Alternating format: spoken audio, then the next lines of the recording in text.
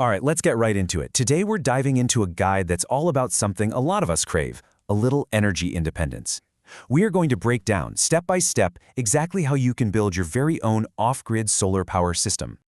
You know the feeling, right? The power suddenly cuts out and you're stuck. You can either sit in the dark or fire up that loud, smelly, and super expensive generator just to keep a few things running. It's a huge pain. But guess what? There's a much, much better way. And honestly, a million times better might not even be an exaggeration. The guide we're looking at makes it crystal clear. Switching to a DIY solar setup is a total game changer.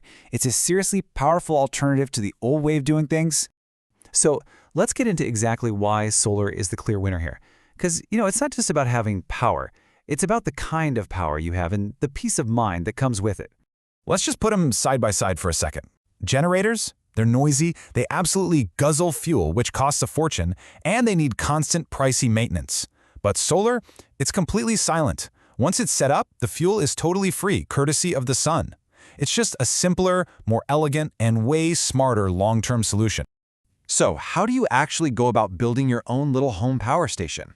Well, you might be surprised to hear that it really just boils down to 4 essential parts. And here they are, the dream team.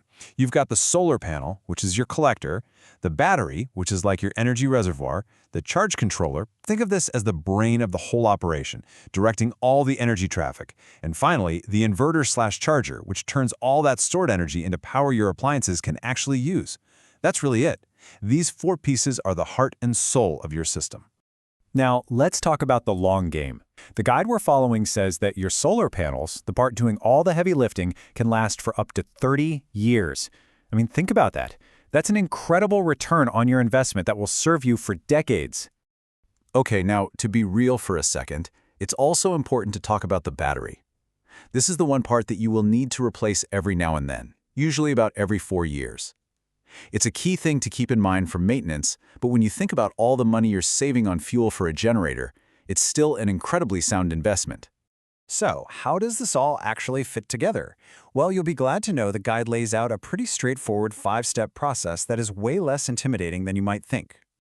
All right, here's how it goes. Step 1, mount your panel. Step 2, connect your battery to the charge controller. Step 3, connect the panel to that same controller. Step 4, hook up the inverter to the battery. And then step 5, the best part, test out your new system. But hey, listen up, because the order you do this in is absolutely critical. And right here, this is it. This is the single most important rule, the one thing you have to get right. The battery must be connected to the charge controller first. Why? Because this lets the controller figure out the system's voltage and set itself up correctly. Getting this one step right is the absolute key to a safe and properly working setup.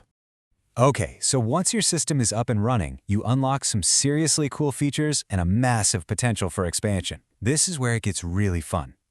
Remember that 4th component, the inverter/charger? Well, its name pretty much tells you everything you need to know. Not only does it invert the DC power from your battery into AC power for your house, but it also works as a charger. This gives you an amazing backup plan.